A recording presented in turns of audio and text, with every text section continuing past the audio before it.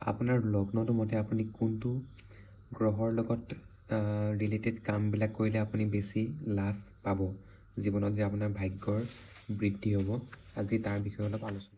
যদি আপোনাৰ লগ্ন বা ৰাশি মেঘ হয়, তেতিয়াহ'লে আপুনি বৃহস্পতিৰ লগত ৰিলেটেড বা বৃহস্পতি পূজা কৰিলে বা তেওঁলোকৰ লগত হালধীয়া বস্ত্ৰ ধাৰণ কৰিলে আপোনাৰ ভাগ্য বৃদ্ধি হ'ব। তাৰপিছত যদি আপোনাৰ লগ্ন যদি বিষ হয়, তেতিয়াহ'লে আপুনি শনিৰ লগত শনি মন্দিৰত গ'লে বা শনিৰ ক'লা বস্ত্ৰ যদি আপুনি ধাৰণ কৰে, তেতিয়া আপোনাৰ ভাগ্যৰ বৃদ্ধি হ'ব। মিথুন যদি আপোনাৰ লগ্ন হয়, তেতিয়াও আপুনি শনিৰ লগত জড়িত কামবিলাক কৰিলে বা শনিৰ লগত জড়িত আপুনি বস্ত্ৰ ধাৰণ কৰিলে, ক'লা বস্ত্ৰ যদি ধাৰণ কৰে, তেতিয়া আপোনাৰ ভাগ্য বৃদ্ধি হ'ব। কৰ্ক লগ্ন হয়, তেতিয়াহ'লে আপুনি বৃহস্পতিৰ লগত জড়িত কামবিলাক কৰিলে বা হালধীয়া বস্ত্ৰ ধাৰণ কৰিলে বা আপুনি ব্ৰাহ্মণক ভোজন কৰালে, তেনেকুৱা কৰ্মবিলাক কৰালে আপোনাৰ ভাগ্য বৃদ্ধি হ'ব।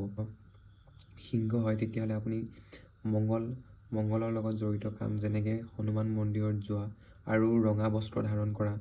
তাৰপিছত মংগলবাৰে আপুনি হনুমান মন্দিৰত ঘিউ চাকি জ্বলোৱা, তেনেকুৱা কামবিলাক কৰিলে আপোনাৰ ভাগ্য বৃদ্ধি হ'ব।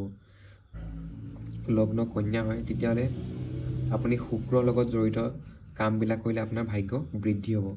যেনেকৈ শুক্ৰৰ লগত জড়িত ক'বলৈ হ'লে আপুনি নিজৰ পত্নীক সুখী ৰখা, স্ত্ৰীক আপুনি কোনোবা সৰু কণমানি ছোৱালী যে কিবা দান প্ৰতিকাৰ কৰি থাকে, তেতিয়াও আপোনাৰ ভাগ্য বৃদ্ধি হোৱাৰ সম্ভাৱনা থাকে। আৰু লগতে আপুনি যদি মহালক্ষ্মীৰ মন্ত্ৰ জাপ কৰে বা মহালক্ষ্মীৰ মন্দিৰত গৈ পেলাই যদি আপুনি ঘিউ আৰু ধূপ যদি দান কৰে, তেতিয়াও আপোনাৰ ভাগ্য বৃদ্ধি হ'ব।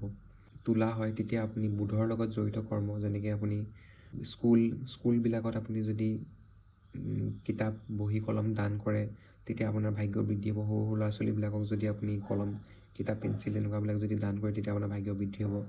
আৰু লগতে আপুনি সেউজীয়া মগুটো যদি আপুনি গৰুক যদি খুৱায় বা সেউজীয়া ঘাঁহ যদি বুধবাৰে গৰুক যদি খুৱায়, তেতিয়াও আপোনাৰ ভাগ্য বৃদ্ধি হ'ব। আৰু আপুনি সেউজীয়া বস্ত্ৰও ধাৰণ কৰিব পাৰে। আপোনাৰ লগ্ন যদি বৃশ্চিক হয়, তেতিয়াহ'লে আপুনি চন্দ্ৰৰ লগত জড়িত কামবিলাক, যেনেকৈ আপুনি আপোনাৰ মাতৃক সেৱা কৰা, মাতৃক সেৱা শুশ্ৰূষা কৰা, আৰু ধৰি লওক বৃদ্ধ আইতাসকলক বা ধৰি লওক তেওঁলোকক আপুনি কিবা দান প্ৰতিকাৰ কৰা, তেনেকুৱাবিলাক আপুনি যদি কৰ্ম কৰে, তেতিয়া আপোনাৰ ভাগ্য বৃদ্ধি হ'ব। আৰু লগতে আপুনি যদি শিৱৰ পূজা কৰে, তেতিয়া বা শিৱ মন্দিৰত যদি আপুনি গাখীৰ অৰ্পণ কৰে, তেতিয়াও আপোনাৰ ভাগ্য বৃদ্ধি হ'ব। তাৰপিছত যদি আমি ধনু ৰাশিৰ বিষয়ে কথা পাতোঁ, তেতিয়াহ'লে আপুনি আকৌ সূৰ্যৰ লগত জড়িত যদি আপুনি কৰ্মবিলাক কৰে, যেনেকৈ আপুনি যদি বিষ্ণু মন্দিৰত যদি সোণালী ৰঙৰ বস্ত্ৰ যদি দেওবাৰ দিনা দান কৰে, আৰু লগতে আপুনি সোণ আৰু তামৰ পাত্ৰ তেনেকুৱা বস্তুবিলাক যদি আপুনি বিষ্ণু মন্দিৰত যদি দান কৰে, তেতিয়াও আপোনাৰ ভাগ্য বৃদ্ধি হ'ব। আৰু লগতে সদায় যদি সূৰ্য প্ৰণাম কৰে, সূৰ্য নমস্কাৰ কৰে, তেতিয়াও আপোনাৰ ভাগ্য বৃদ্ধি হ'ব।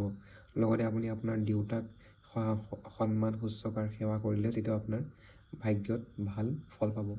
তাৰপিছত যদি কথা পাতোঁ মকৰ লগ্নৰ বিষয়ে, মকৰ লগ্নসকলে যদি তেনেকৈ সৰু ল'ৰা ছোৱালীবিলাকক যদি কিতাপ আৰু যদি বুধৰ লগত জড়িত যেনেকৈ কামবিলাক যদি আপোনালোকে কৰে, তেতিয়া আপোনালোকৰ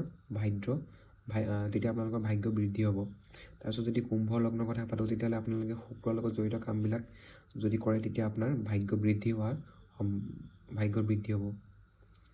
কুম্ভ লগ্নৰ যদি ব্যক্তিসকলে যদি শুক্ৰৰ লগত জড়িত কামবিলাক যদি শুক্ৰ বগা বস্ত্ৰ যদি ধাৰণ কৰে, মীন লগ্ন হয়, তেতিয়া আপুনি মংগলৰ লগত জড়িত কৰ্মবিলাক কৰিলে আপোনাৰ ভাগ্য বৃদ্ধি হ'ব।